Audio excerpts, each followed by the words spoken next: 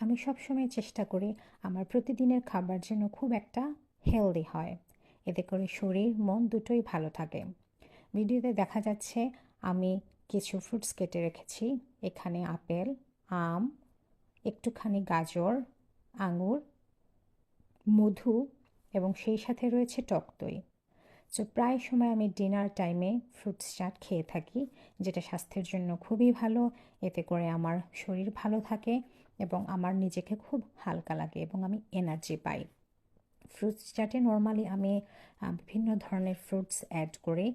আমার বাসায় যেহেতু ডালিম ছিল না, তাই যে ফ্রুটসগুলো ছিল ওগুলো দিয়ে আমি ফ্রুটস চাট বানিয়েছি। এখানে আমি আম, একটুখানি গাজর অ্যাড করেছি।